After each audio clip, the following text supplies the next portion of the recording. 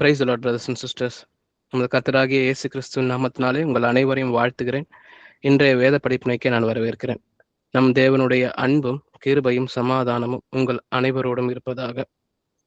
இன்னைக்கான டாபிக் நம்ம பைபிள் ஸ்டடியில் என்ன செய்ய போறோன்றது தான் நான் இந்த ஸ்க்ரீன்ல போட்டிருக்கிறேன்.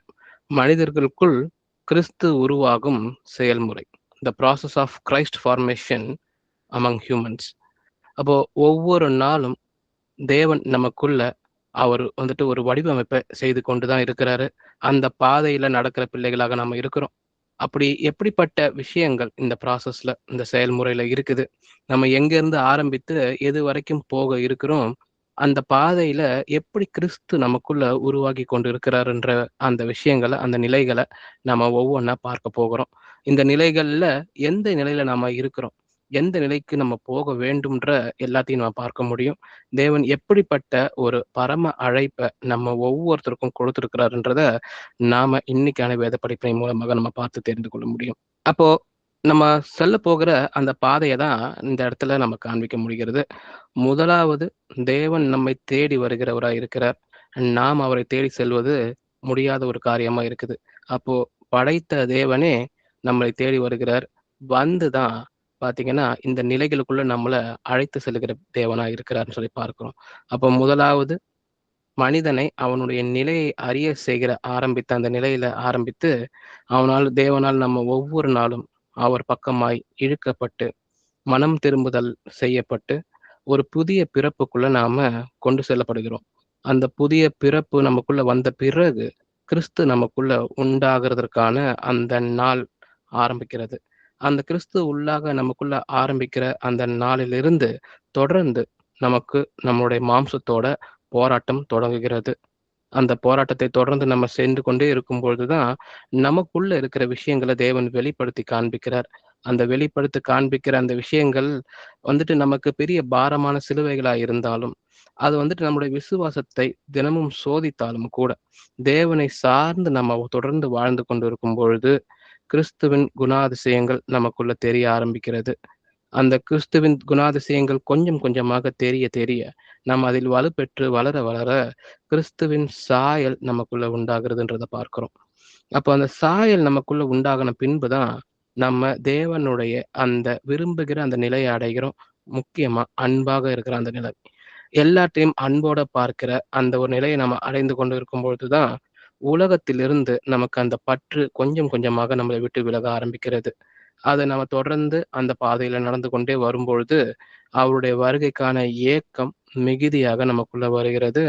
அந்த ஏக்கத்தோட நம்ம இருக்கும் பொழுது, தேவன் வரும் பொழுது அந்த மகிமைப்படுத்துதல், அந்த குளோரிஃபிகேஷன்ற அந்த ஸ்டேஜை நம்ம அடைகிறதற்காக காத்து கொண்டிருக்கிற பிள்ளைகளாக இருக்கிறோம். இப்ப இந்த நிலைகள் ஒரு 15 நிலைகள் இருக்கிறது. இந்த நிலைகள் எல்லாம் நம்ம எங்கெங்க இருக்கிறோம், என்னென்ன விதத்துல தேவன் இந்த நிலைகளை வைத்திருக்கிறார், எப்படி நமக்குள்ள கிறிஸ்து உண்டாகி கொண்டிருக்கிறார்ன்றது தான் நாம இன்னைக்கு தியானித்து பார்க்க போகிறோம். முதலாவது வசனமாக வாசிக்கலாம். கலாத்தியர் 4ஆம் அதிகாரம் 19ஆம் வசனம். என் சிறு பிள்ளைகளே, கிறிஸ்து உங்களிடத்தில் உருவாகும் அளவும் உங்களுக்காக மறுபடியும் கர்ப்ப வேதனைப்படுகிறேன். ஆமென். நம்ம பவுல் பாருங்க, இதை கிறிஸ்து உங்களிடத்தில் உருவாகும் அளவும் உங்களுக்காக மறுபடியும் கர்ப்ப வேதனைப்படுகிறேன்னு சொல்லி ஒரு பிரசவ வேதனைக்கு எடுத்துக்காட்டா எடுத்து இந்த இடத்துல பயன்படுத்துகிறான்னு சொல்லி பார்க்கிறோம். அப்போ ஒரு பிள்ளை உருவாகிறதுன்றது ஒரே நாள்ல உருவாகி வயிற்றுல வளர்ந்து அது உடனே பிறப்பதில்லை. அது உருவாகிறதுக்கு நாள் முதல் அது பிரசவ வேதனை வந்து அந்த பிள்ளை பிறக்கும் வரை அது ஒரு பெரிய ஒரு ப்ராசஸா இருக்கு பாருங்க.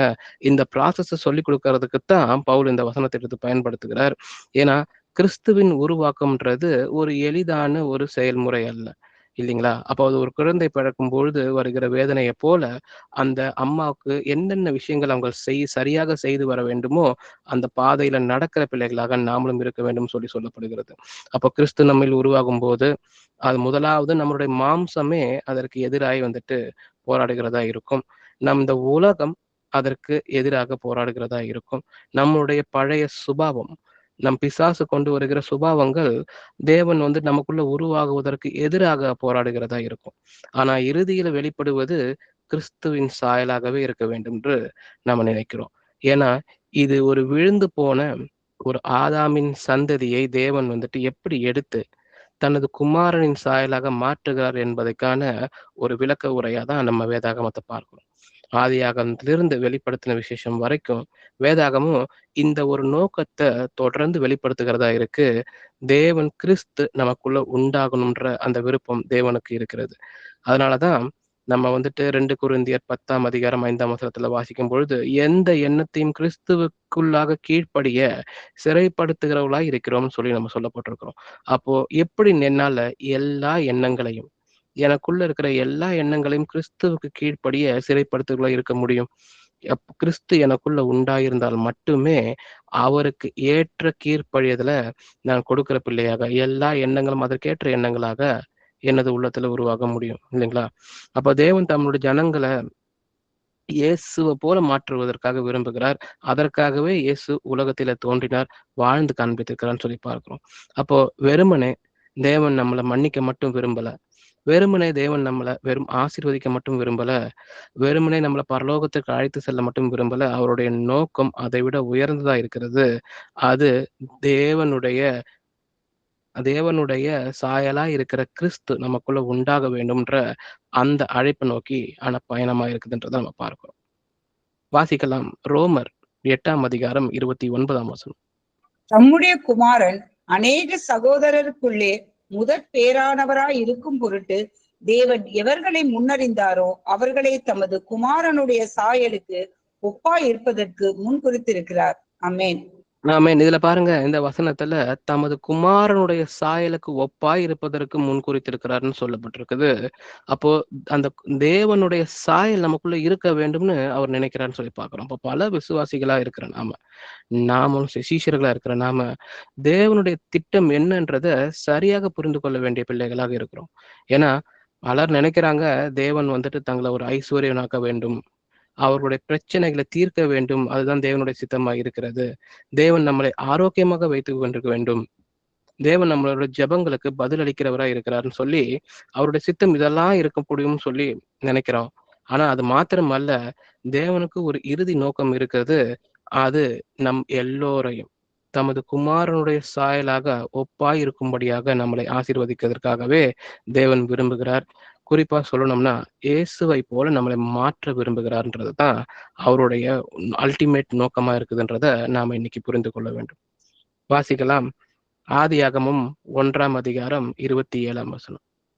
தேவன் தம்முடைய சாயலாக மனுஷனை சிருஷ்டித்தார், அவனை தேவ சாயலாகவே சிருஷ்டித்தார், ஆணும் பெண்ணுமாக அவர்களை சிருஷ்டித்தார். ஆமேன்.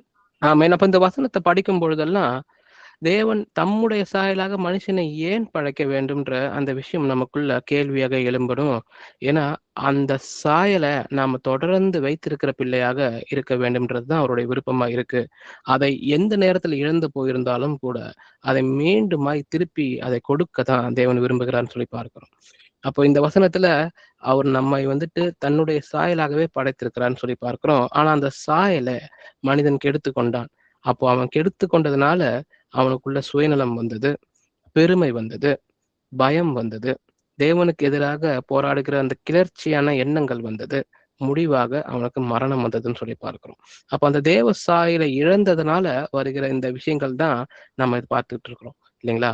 அப்போ தேவன் மீண்டுமாய் அந்த சாயலை மீட்டெடுக்க தான் அது ஆசைப்படுகிறான்னு சொல்லி பார்க்கிறோம். அப்போ இந்த சாயல் ஆதாம் இழந்த ஆதாமின் சாயலை இல்ல, மாறாக 2ஆம் ஆதாமா இருக்கிற கிறிஸ்துவின் சாயலை நமக்குள்ள கொடுக்கிறான்னு சொல்லி பார்க்கிறோம். அப்போ கிறிஸ்துவின் சாயலை ஏன் கொடுக்கணும்னு அவர் ஆசைப்படுகிறார்? மீண்டுமாய் தம்முடைய சாயலாக நம்ம ஏன் மாற்றணும்னு ஆசைப்படுகிறார்? அப்ப கிறிஸ்துவின் சாயல் என்பது எதை குறிக்கிறதா இருக்கிறது? அப்போ நம்ம தொடர்ந்து இயேசப்பாவுடைய வாழ்க்கையை நம்ம பார்த்து கொண்டே வந்தோம்னா அவருடைய அன்பு அவருடைய சாயலுக்கான அடையாளமா இருக்கிறதுன்னு சொல்லி பார்க்கிறோம். பிதாவே, இவர்கள் செய்வது என்னவென்று அறியாது இருக்கிறார்கள் அவர் சொல்லும் பொழுது அவருடைய உச்சக்கட்ட அன்பு அந்த இடத்துல தெரிகிறதா இருக்குன்னு சொல்லி பார்க்கிறோம். அவருடைய தாழ்மை அவருடைய சாயலுக்கு உதாரணமா இருக்குதுன்னு சொல்லி பார்க்கிறோம். தம்மை தாமே வெறுமையாக்கினார்னு சொல்லி பிலிப்பியர்ல நம்ம வாசிக்கிறோம். நம் மனிதனுக்காகவே மனிதனாக வந்துட்டு அவரு அந்த அடிமையின் ரூபத்தை எடுத்தார்னு சொல்லி நம்ம பார்க்கிறோம். அதே போல அவருடைய கீழ்ப்படிதல் அவருடைய சாயலா இருக்கிறது. மரண பரியந்தம் வரை அவர் கீழ்ப்படிந்தார்னு சொல்லி பிலிப்பியர் 2ஆம் அதிகாரம் 8ஆம் வசனத்துல நம்ம வாசிக்க கேட்கிறோம். அவருடைய பரிசுத்தம் கிறிஸ்துவின் சாயலுக்கு அடையாளமா இருக்கிறது. அவர் உலகத்திலே மனிதனாய் பிறந்திருந்தும் கூட அவர் ஒரு பாவமும் செய்யவில்லைன்னு சொல்லி 1 பேதுரு 2ஆம் அதிகாரம் 22ஆம் வசனத்துல நம்ம வாசிக்கிறோம். அதே போல அவருடைய இரக்கம் வந்துட்டு அவருடைய சாயலுக்கு அடையாளமா இருந்துச்சுன்னு சொல்லி பார்க்கிறோம். இதெல்லாம் தேவனுடைய குணாதிசயங்களா இருக்கு. இதுதான் கிறிஸ்துவின் சாயலா இருக்குன்னு சொல்லி பார்க்கிறோம். அப்போ சபைக்கு தேவன் சொல்லுகிறது என்னன்னா, அவருடைய சாயலா இருக்கிற சபை விரும்புகிறதா அப்படின்றத தான் தேவன் இன்னைக்கு நம்ம கிட்ட கேட்கிறார். ஏன்னா எல்லாரும் ஆசீர்வாதங்களை விரும்புகிறவர்களா இருக்கிறோம். ஆனால் தேவனுடைய சாயல் எனக்குள்ள இருக்குதா? நான் தேவனுடைய சாயலா இருக்கிறேனான்றத நம்மை நாமே நிதானித்து பார்க்க வேண்டும். ஏன்னா நமக்கு ஜீவ கிரீடம் வேணும். ஆனா நமக்கு சிலுவை வேண்டாம்ன்ற எண்ணம் நமக்கு இருந்தா நம்மை நாமே நிதானித்து பார்க்கணும். உயிர்த்தெழுதல் வேணும். ஆனால் அவர் கூட நம்மளுடைய பழைய வாழ்க்கை மரணமிக்க வேண்டும்ன்றது நமக்கு வேண்டுமா வேண்டாமான்றதை நம்ம நிதானித்து பார்க்க வேண்டும். நமக்கு அவருடைய நித்திய மகிமை வேணும். ஆனால் பரிசுத்தமாக்கப்படுதல் வேண்டுமா அப்படின்றத நம்ம இந்த நேரத்துல யோசித்து பார்க்கிற பிள்ளைகளாக இருக்கும். ஏனால் தேவன் சொல்லுகிறார், என் குமாரனை போல நீங்கள் ஆக வேண்டும்னு சொல்லி இது சொல்றான்னு சொல்லி பார்ப்போம். அப்போ இந்த ப்ராசஸ்ன்றது ஒரு நீண்ட ப்ராசஸா தான் இருக்கு பாருங்க. ஒரே நாள்ல ஒரு குழந்தை பிறந்து பெருசா வளர்றது இல்லாத போல ஒவ்வொரு சீஷரும் ஒரே நாளில் கிறிஸ்துவின் முழு சாயலை அடையறதில்ல. பல நேரங்களில பல நிலைகளில கடந்து சென்றுதான் அடுத்த நிலை சென்றுதான் நம்ம அந்த சாயலை அடைகிற பிள்ளைகளாக இருக்கிறோம். அப்ப தேவன் வந்துட்டு தன்னுடைய வசனத்தை பயன்படுத்துகிறார், ஆவியானவரை பயன்படுத்துகிறார். பல நேரங்களில சோதனைகள், உபத்திரவங்கள் கொடுத்து நம்மை வந்துட்டு அடுத்த நிலைக்கு அவர் தள்ளுகிறார்னு சொல்லி பார்க்கிறோம். காத்திருப்புகள் அதற்கு காரணமாக இருக்கிறது. ஒழுங்குபடுத்துதல், சீர்பொருந்த செய்தல், இதை எல்லாமே தேவன் எடுத்து நம்மை பயன்படுத்துகிறான்னு சொல்லி பார்க்கிறோம். நம்மளுடைய ஜெபம் இதற்கு பயன்படுகிறது. சபையின் ஐக்கியம் இதற்கு பயன்படுகிறது. இதை எல்லாத்தையும் எடுத்துதான் தேவன் நம்மை அடுத்த நிலைகளுக்கு நம்மை தள்ளி சென்று கொண்டு போய் அவருடைய சாயலை நமக்குள்ள உருவாக்குகிறான்னு சொல்லி நம்ம பார்க்கிறோம். இது அவருடைய பெரிய நோக்கத்திற்கான வழியா இருக்குதுன்னு சொல்லி நம்ம பார்க்கிறோம். அப்போ விசுவாசிகளுக்கு ஆறுதலான ஒரு விஷயம் என்னன்னா, இன்னைக்கு நமக்கு சோதனையின் காலம் இருக்கலாம், நமக்கு காத்திருப்பின் காலம் இருக்கலாம், நமக்கு புரியாத ஒரு சூழ்நிலை இருந்தாலும் கூட, நம்ம ஒரு உடைந்த நிலையில் இருந்தாலும் கூட நாம நினைவில் கொள்ள வேண்டியது தேவனுடைய சாயல் நமக்குள்ள உண்டாகி கொண்டு இருக்குது என்பதுதான். அப்போ தேவன் நம்மளை தண்டிப்பதற்காக நமக்கு சோதனைகளை கொடுக்கறது இல்ல, தேவன் நம்மளை உருவாக்கி கொண்டிருக்கிறார்ன்றத நம்ம புரிந்து கொள்ள வேணும். ஏன்னா ஒரு சிற்பி தன் கல்லை செதுக்கும் பொழுது கல் தன்னை வந்துட்டு அவன் அழிக்கிறான்னு நினைத்து கொள்ளலாம் பாருங்க. ஆனா சிற்பி வந்துட்டு அந்த ஒரு அழகான உருவத்தை வெளிக்கொண்டு வருவதற்காகவே அந்த கல்லை அவன் சிற்பித்துக் கொண்டிருக்கிறான்றத போல தேவன் நம்மளை அனுதினமும் வந்துட்டு ஒரு சிற்பத்தை போல வடிவமைத்துக் கொண்டிருக்கிறார்ன்றது தான் இங்க வெளிப்படுத்துகிறார். இது நமக்குள்ள இருந்து இயேசுவானவர் வெளிப்படுவதற்காக அவர் செய்கிற காரியங்களா இருக்குன்னு சொல்லி பார்க்கும். வாசிக்கலாம் 1 யோவான் 3ஆம் அதிகாரம் 2ஆம் வசனம். பிரியமானவர்களே, இப்பொழுது தேவனுடைய பிள்ளைகளாய் இருக்கிறோம். இனி எவ்விதமாய் இருப்போம் என்று இன்னும் வெளிப்படவில்லை. ஆகிலும் அவர் வெளிப்படும் போது அவர் இருக்கிற வண்ணமாகவே நாம் அவரை தரிசிப்பதினால் அவருக்கு ஒப்பாய் இருப்போம் என்று அறிந்திருக்கிறோம். ஆமென். ஆமென். இதுதான் இறுதி மகிமையா இருக்குது பாருங்க. இந்த ப்ராசஸோடைய எண்ட் ரிசல்ட் இதுவா தான் இருக்கணும். நமக்கு ஒரு நாள் வருகிறது, இந்த பயணத்தின் முடிவுல அங்க பாவம் இருக்காது, போராட்டம் இருக்காது, கண்ணீர் இருக்காது, மாம்சத்திற்குரிய காரியங்கள் ஒன்றும் இருக்காதுன்னு நமக்காக சொல்லப்பட்டிருக்கிறது. அப்போ நம்ம முழுமையாக கிறிஸ்துவின் சாயலுக்கு ஒப்பாய் இருக்கிற அந்த நாள் வந்து கொண்டு இருக்குன்னு சொல்லி பார்க்கிறோம். அப்போ முதல்ல ஃபர்ஸ்ட் ஸ்டேஜ், தேவன் ஒரு மனுஷனை விழிப்படைய செய்கிறார். God awakens a man. தேவன் முதலாவது மனிதன் அவன் இருக்கிற நிலைமையை அவனுக்கு உணர்த்துகிற விதமாய் அவனை வந்துட்டு இருக்கிற நிலைமையை காண்பிக்கிறான்னு சொல்லி பார்க்கிறோம். அப்ப கிறிஸ்து ஒருவருக்குள்ள உருவாகிறதுக்கு முன் அந்த மனுஷன் தன்னுடைய உண்மையான நிலையை உணர வேண்டும். தன்னை வந்துட்டு எந்த இடத்துல தான் இழந்திருக்கிறான்றத அவன் உணரலைன்னா அவனுக்கு ஒரு ரட்சகர் தேவைப்படவே மாட்டார். அப்போ அவன் வந்துட்டு இந்த இடத்துல தேவனிடத்திலிருந்து விலகி இருக்கிற அந்த காலத்துல இருக்கிறான், தேவனை விட்டு ரொம்ப தொலைவில் இருக்கிறான்றத உணரும் பொழுது மட்டும்தான் அவன் ரட்சகரை நோக்கி தேட ஆரம்பிக்கிறான்னு சொல்லி பார்க்கிறோம். ஆகவே கிறிஸ்துவோடைய முதல் ஸ்டேஜே அவன் வந்துட்டு தேவனை விட்டு விலகி இருக்கிறான்ற நிலையை அறிய வைப்பதுதான் சொல்லி பார்க்கிறோம்.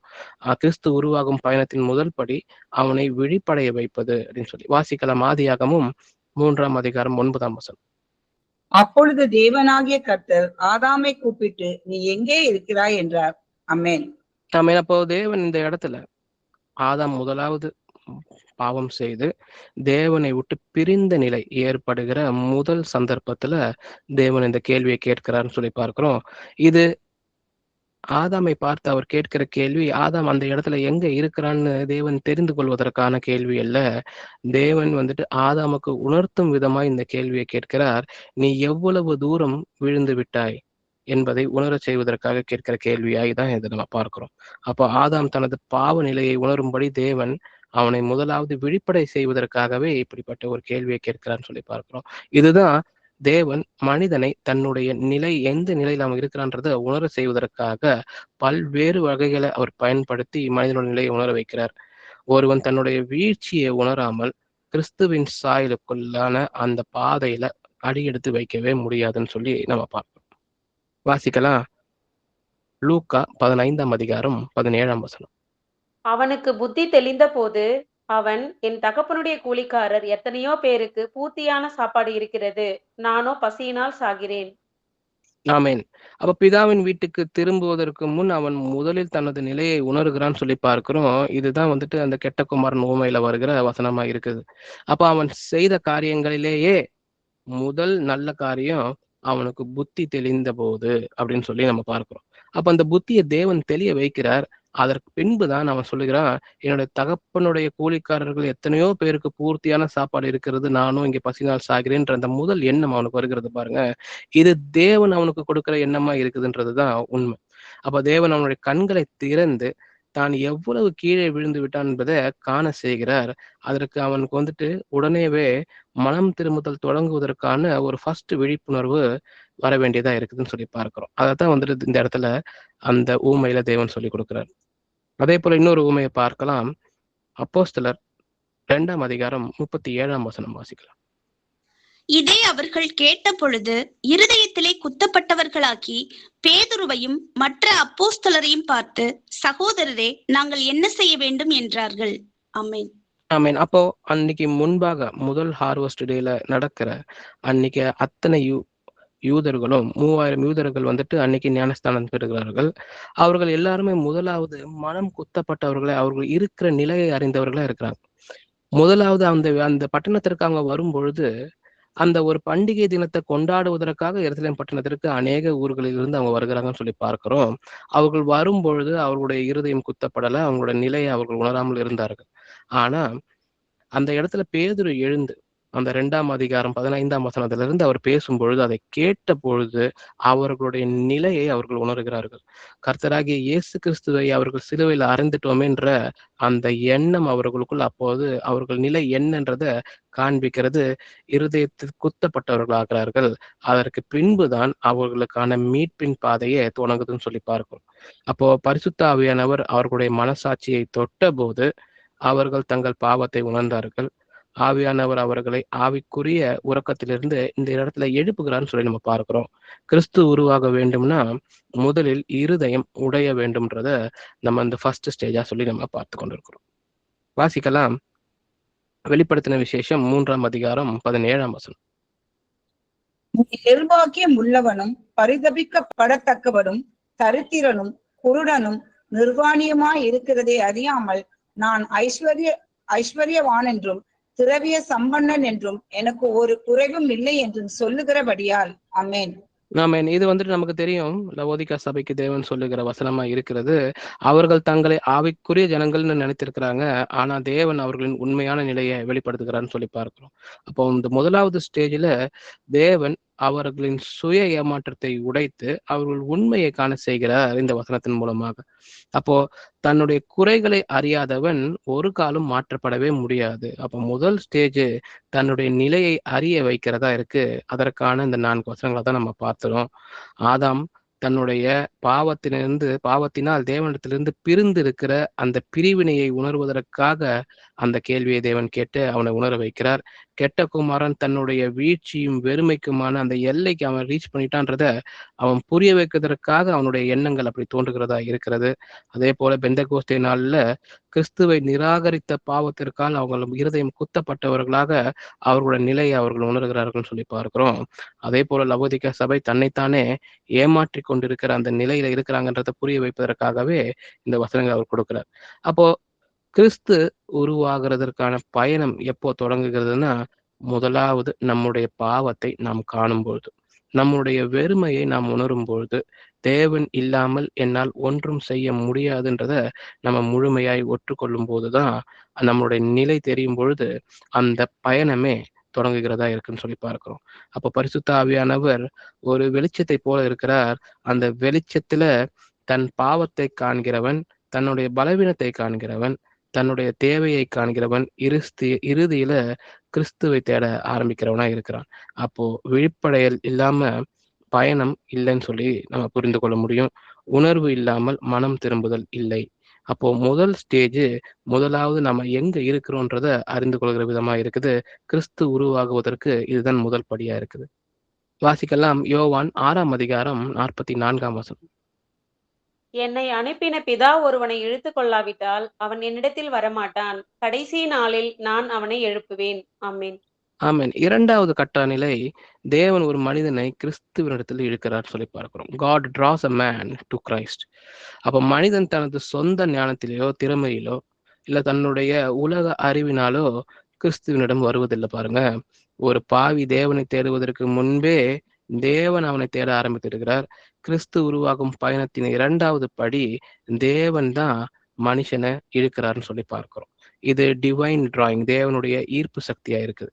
அப்போ ரட்சிப்பு மனிதனின் முயற்சியால் ஆரம்பிக்கிறது இல்ல. பிதாவே முதலில் மனிதனுடைய இருதயத்தை தொடுகிறார். அவருடைய கிருபை இல்லாமல் யாரும் கிறிஸ்துவை உண்மையாக தேடுவதே முடியாது. அப்போ பிதா மனிதனை கிறிஸ்துவனிடத்தில் இழுக்கிறார்ன்ற இந்த விஷயம் கிறிஸ்து உருவாகுவதற்கான இரண்டாம் செயல்முறையா இருக்கு. இது மனிதனான் முயற்சியால் அல்ல, தேவனுடைய கிருபையாலே இருக்குது. அதனாலதான் அந்த யோவான் வசனத்துல, என்னை அனுப்பின பிதா ஒருவனை இழுத்து கொள்ளாவிட்டால் அவன் என்னிடத்தில் வரமாட்டான், கடைசி நாளில் நான் அவனை எழுப்புவேன்னு சொல்லி தேவன் எங்களுக்கு சொல்லிக் கொடுக்கிறார். வாசிக்கலாம். ஓசியா 11ஆம் அதிகாரம் 4ஆம் வசனம். மனுஷரை கட்டி இழுக்கிற அன்பின் கயிறுகளால் நான் அவர்களை இழுத்தேன். அவர்கள் கழுத்துகளின் மேல் இருந்த நுகத்தடியை எடுத்து போடுகிறவரை போல் இருந்து அவர்கள் பட்சம் சாய்ந்து அவர்களுக்கு ஆகாரம் கொடுத்தேன். ஆமென். ஆமென். தேவன் பாருங்க யாரையுமே கட்டாயப்படுத்தி இழுக்கல, அன்பின் கயிறுகளால் அவர்களை இழுத்தேன்னு சொல்றாரு பாருங்க. அவருடைய தயவு, பொறுமை, இரக்கம் மற்றும் கிருபை மனிதனை அவரிடத்துல கொண்டு சேர்க்கிறதா இருக்குது. இதெல்லாம் தான் அவருடைய தன்மைகளை பயன்படுத்தி தான் மனிதனை அவர்கிட்ட அவர் இழுக்கிறார்னு சொல்லி பார்க்கிறோம். தேவன் வல்லமையினால் அவருடைய அன்பினால் மனிதனை அணுகுகிறாரு அப்படின்னு சொல்லி நம்ம பார்க்கிறோம்.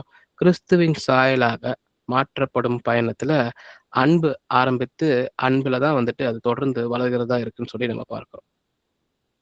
வாசிக்கலாம். எரேமியா 31ஆம் அதிகாரம் 3ஆம் வசனம். அந்த காலம் முதல் கர்த்தர் எனக்கு தரிசனையானார் என்பாய். ஆம், அநாதி சிநேகத்தால் உன்னை சிநேகித்தேன், ஆதலால் காருண்யத்தினால் உன்னை இழுத்துக் கொள்ளுகிறேன். ஆமென். ஆமென். அப்ப ஒரு மனுஷன் முன்னாடியே பார்த்தது போல தேவன் அறிவதற்கு முன்பே தேவன் தான் மனுஷனை அறிகிறான்னு சொல்லி பார்க்கிறோம். இந்த இடத்துல சொல்லியிருக்கு, பூர்வ காலம் முதல் கர்த்தர் எனக்கு தரிசனையாய் இருந்தார், அநாதி சிநேகத்தால் உன்னை சிநேகித்தேன், ஆதலால் காருண்யத்தால் உன்னை இழுத்துக் கொள்கிறேன்னு சொல்லி தேவனுடைய மனிதன் மேல வைத்திருக்கிற அன்பை தான் மீண்டுமா தேவன் அதை வைத்துதான் மனிதர்களை இழுக்கிறான்னு சொல்லி சொல்லி கொடுக்குது. அப்ப இந்த இரண்டாம் படி நிலையில கிறிஸ்துவின் உருவாக்கும் தேவனுடைய நித்திய அன்பின் வெளிப்பாடாக இருக்கிறதுன்னு சொல்லி பார்க்கிறோம். அவரே மனிதனை இழுக்கிறவராக இருக்கிறார். மனிதன் தேடுவதற்கு முன்பாகவே அவரே அவனை தேடி செல்கிறார்னு சொல்லி நம்ம பார்க்கிறோம். அப்ப நம்ம யோவான் 6:44 பார்த்தது போல பிதாதான் மனிதனை கிறிஸ்துவனிடத்தில் இழுக்கிறார்னு சொல்லி பார்த்தோம். ஓசியாவில் 11ஆம் அதிகாரம் 4ஆம் வசனத்துல அது அன்பின் கட்டுகளால் தான் அவர் இழுக்கிறாரு. அந்த அன்பின் கட்டுகள் நித்திய அன்பாக இருக்குதுன்னு சொல்லி எரேமியா 31ஆம் அதிகாரம் 3ஆம் வசனத்துல நம்ம வாசித்தோம். அப்போ இந்த நிலையில தேவன் தான் முதலில் செயல்படுகிறார். பாவியின் இருதயத்தை தொடுகிறார், அவனுடைய மனசாட்சியை எழுப்புகிறார், அவனுடைய கிறிஸ்துவை நோக்கி அவர் திருப்புகிறார்னு சொல்லி பார்க்கிறோம். அப்போ பின்னாடி ஒரு சீஷர் தனது வாழ்க்கையை திரும்பி பார்க்கும் பொழுது எந்த சந்திப்பு தேவனால் ஏற்படுத்தப்பட்டது, எந்த பிரசங்கம் தேவனால் ஏற்படுத்தப்பட்டது, எந்த சோதனை தேவனால் அனுமதிக்கப்பட்டது, எந்த விழிப்புணர்வு தேவனால் கொடுக்கப்பட்டதுன்றத நிதானித்து பார்க்கும் பொழுது அவனுக்கு தெரிகிற உண்மை என்னவா இருக்குன்னா, நான் தேவனை தேடவில்லை, தேவன் தான் என்னை தேடி இருக்கிறார்ன்ற அந்த உண்மை அவனுக்கு தெரியுதுன்னு சொல்லி பார்க்கும். அவன் எப்படி ஒரு உதாரணத்திற்கு தேவனே சொல்லுகிறார், ஒரு மேய்ப்பன் தான் தொலைந்த ஆட்டை தேடி செல்கிறத போல ஆடு தன்னுடைய மேய்ப்பனை தேடுகிறதுக்கு பதிலாக மேய்ப்பன் தான் தன்னுடைய ஆடை தேடி செல்கிறான்னு சொல்லி பார்க்கிறோம். ஆடு மேய்ப்பனை தேடி செல்லாது. அதே போல நாம் கிறிஸ்துவை தேட ஆரம்பிப்பதற்கு முன்பே கிறிஸ்து நம்மை தேடி நம்முடைய ரட்சிப்பின் பாதையில நம்மை அழைத்து கொண்டு வருவதற்கு அவர் வந்துட்டு ஒவ்வொரு தடவையும் பிரயாசப்படுகிறார்ன்றதுதான் உண்மையா இருக்குன்னு சொல்லி பார்க்கிறோம். இதுதான் இரண்டாவது நிலையா இருக்குது. தேவன் தம்மிடம் தன்னுடைய பிள்ளைகளை இழுத்து கொள்கிறான்னு சொல்லி நம்ம பார்க்கிறோம். மூன்றாவது, இந்த இழுத்து கொள்ளப்பட்டதுக்கு அப்புறம் முதலாவது வருவது மனம் திரும்புதலா இருக்குது. இந்த மனம் திரும்புதல் வேண்டும்னு சொல்லிதான் இயேசு கிறிஸ்துவும் பிரசங்கம் செய்கிறார்னு சொல்லி பார்க்கிறோம். அவருடைய முதல் பிரசங்கமே மனம் திரும்புங்கள், பரலோக ராஜ்யம் சமீபமாய் இருக்குதுன்னு சொல்லி. யாரெல்லாம் அவர் கட்டி அவர் பக்கம் இழுக்கிறாரோ, யாரெல்லாம் அவருடைய நிலையை அவர் உணர வைத்திருக்கிறாரோ, இந்த ரெண்டும் நடந்த பின்பு மூன்றாவதாக மனம் திரும்புதல் ஆரம்பமா இருக்கிறது. ரெபென்டன்ஸ் பிகின்ஸ். அப்போ மனம் திரும்புதல் என்பது வெறுமனே வருத்தப்படுவதில்லை பாருங்க. பாவத்திலிருந்து தேவனை நோக்கி பார்த்து அந்த பாவ வாழ்க்கையிலிருந்து மனம் திரும்புவது, நம்ம வாழ்க்கையை திரும்புவதுன்றது நம்ம புரிந்து கொள்ளணும். வாசிக்கலாம் அப்போஸ்தலர் 3ஆம் அதிகாரம் 20ஆம் வசனம். உங்கள் பாவங்கள் நிவர்த்தி செய்யப்படும் பொருட்டு நீங்கள் மனம் திரும்பி குணப்படுங்கள். ஆமென். பாவங்கள் நிவர்த்தி செய்யப்படுகிறதே மனம் திரும்புதலுக்கு அப்புறம் தான் சொல்லி நமக்கு இந்த வசனம் சொல்லி கொடுக்குது. கிறிஸ்துவை நோக்கி வருவதற்கு பழைய வழியிலிருந்து புதிய வழிக்கு நாம் செல்ல வேண்டும்ன்றதுதான் இந்த மனம் திரும்புதல்ன்ற விஷயமா இருக்குன்னு சொல்லி பார்க்கிறோம். கிறிஸ்து உருவாக ஆரம்பிப்பதற்கு முன் மனிதன் தனது பாதையை மாற்ற வேண்டும். இதுதான் கிறிஸ்து உருவாவதற்கு ஆரம்ப கட்டமா இருக்கிறது மனம் திரும்புதல் சொல்லி நம்ம வாசிக்கலாம். ஏசாயா 55ஆம் அதிகாரம் 7ஆம் வசனம். துன்மார்க்கன் தன் வழியையும் அக்கிரமக்காரன் தன் நினைவுகளையும் விட்டு கர்த்தரிடத்தில் திரும்ப கடவன். அவர் அவன் மேல் மனதுருக்குவார். நம்முடைய தேவனிடத்திற்கே திரும்ப கடவன். அவர் மன்னிக்கிறதற்கு தயை பெருத்திருக்கிறார். ஆமென். ஆமென். தேவன் வருத்தத்தை மட்டும் இல்ல பாருங்க, வாழ்க்கை மாற்றத்தை நம்ம கிட்ட எதிர்பார்க்கிறாருன்னு சொல்லி இந்த வசனம் நமக்கு சொல்லிக் கொடுக்குது. சுய விருப்பத்தை விட்டு தேவனுடைய வழியை தேர்ந்தெடுப்பதே உண்மையான மனம் திரும்புதலா இருக்குன்னு சொல்லி பார்க்கிறோம். வாசிக்கலாம் லூக்கா 13ஆம் அதிகாரம் 3ஆம் வசனம். அப்படி அல்லவென்று உங்களுக்கு சொல்லுகிறேன், நீங்கள் மனம் திரும்பாமற் போனால் எல்லோரும் அப்படியே கெட்டு போவீர்கள். ஆமென். ஆமென். அப்ப இந்த எச்சரிப்பு செய்தி தேவன் சொல்லுகிறாரு, நீங்கள் கெட்டு போகாமல் இருக்க மனம் திரும்பி என்னுடன் பாருங்கள்னு சொல்லுறாரு பாருங்க. மனம் திரும்புதல் ஒரு தேர்வு இல்ல, அது ரட்சிப்புக்கான ஒரு அவசியமான பாதையா இருக்குன்னு சொல்லி பார்க்கிறோம். அப்ப மனம் திரும்புதல் தேவனால் கட்டி இழுக்கப்பட்ட பிள்ளைகள் நம்ம விசுவசிக்கும் பட்சத்துல மனம் திரும்புதல் அவசியமாக இருக்கிறது. கிறிஸ்துவின் வாழ்க்கை உள்ளே வருவதற்கு பழைய வாழ்க்கை நம்மை விட்டு வெளியேறியாகவே வேண்டும்னு சொல்லி மனம் திரும்புதலுக்கான அழைப்பை தேவன் அழைக்கிறார்னு சொல்லி பார்க்கிறோம். வாசிக்கலாம் 2 கொரிந்தியர் 7ஆம் அதிகாரம் 10ஆம் வசனம். தேவனுக்கேற்ற துக்கம் பின்பு மனஸ்தாபப்படுகிறதற்கு இடமில்லாமல் ரட்சிப்புக்கு ஏதுவான மனம் திரும்புதலை உண்டாக்குகிறது. லௌகிக துக்கமோ மரணத்தை உண்டாக்குகிறது. ஆமென். அப்போ மனம் திரும்புதல்ல 2 வகை இருக்கு. அந்த வருத்தம் லௌகீக வருத்தமா ஆயிடக்கூடாது, மாறாக அது ரட்சிப்புக்கு ஏதுவான மனம் திரும்புதலா இருக்கணும்ன்ற அந்த பிரிவை தேவன் பிரித்து காண்பிக்கிறான்னு சொல்லி பார்க்கிறோம். பாவத்தின் விளைவு நமக்குள்ள உண்டு. அதனால வந்திருக்கிற சந்தர்ப்ப சூழ்நிலைகளாக இருக்கலாம், நம்மளுடைய நோய்களா இருக்கலாம், நம்ம வாழ்க்கை தரம் தாழ்ந்து போயிருக்கலாம் நம்மளுடைய பாவத்தினால. அந்த விளைவுகளால வருகிற சோர்வு, அந்த விளைவுகளால் வருகிற துக்கம் லௌகீக துக்கமா இருக்குது. அது மரணத்தை தான் உண்டாக்குகிறது பாருங்க. ஆனால் தேவனுக்கு எதிராக நான் செய்திருக்கிற குற்றம்ன்றதை புரிந்து கொள்ளும் பொழுதுதான், தேவனை புண்படுத்துவதற்காக வருந்துவதுதான் உண்மையான மனம் திரும்புதல்னு சொல்லி நமக்கு வேதம் சொல்லி கொடுக்குது. உள்ளத்தின் மாற்றமே கிறிஸ்து உருவாகும் செயல்முறையின் முதல் தொடக்க ஸ்டெப்பா இருக்குன்னு சொல்லி நம்ம பார்க்கிறோம். அப்போ தேவன் நமக்குள்ள உருவாவதற்கு சுயம் அமர்ந்திருக்கிற அந்த சிங்காசனத்திலிருந்து அது எழுந்து சென்று கிறிஸ்து அந்த சிங்காசனத்தில் அமர முடியும் போது மட்டும்தான் தேவனுடைய அந்த சாயல் நமக்குள்ள உருவாக ஆரம்பிக்கும். சுயம் வெளியேற வேண்டும், கிறிஸ்து தான் உள்ள வர வேண்டும்ன்ற அந்த மனம் திரும்புதலை பற்றி தான் நமக்கு வேதம் சொல்லி கொடுக்குது. அப்போ 3 கட்டங்கள் நம்ம பார்த்துட்டோம். 4ஆவதாக புதிய பிறப்பை பற்றி தேவன் பேசுகிறார். அப்போ நான் தேவனா என்னை தேர்ந்தெடுக்கிறார், என்னுடைய நிலைமையை எனக்கு உணர்த்துகிறார். அதற்கப்புறம் அவரே தன்னுடைய அன்பினால் என்னை கட்டி இழுக்கிறார். இழுத்து அவரை பற்றி அவர் சொல்லி கொடுக்கிறார். அதுக்கப்புறமா அந்த மனம் குற்றப்பட்டு என் மனம் திரும்புதலுக்கு அவர் வழிவகை செய்கிறார். மனம் திரும்பின பின்பு மறுபடியும் பிறக்க என அழைக்கிறார். அதான் 4வது ஸ்டேஜா இருக்குது. இந்த இடத்துல தேவன் பழைய மனிதனை சீரமைக்கவில்லை பாருங்க. மாறாக அவனை எடுத்து போட்டுட்டு புதிய வாழ்க்கையை கொடுக்கிறவரா இருக்கிறான்னு சொல்லி பார்க்கிறோம். வாசிக்கலாம். யோவான் 3ஆம் அதிகாரம் 3ஆம் வசனம். இயேசு அவனுக்கு பிரதியுத்தரமாக, ஒருவன் மறுபடியும் பிறவாவிட்டால் தேவனுடைய ராஜ்யத்தை காண மாட்டான் என்று மெய்யாகவே மெய்யாகவே உனக்கு சொல்லுகிறேன் என்றார். ஆமென்.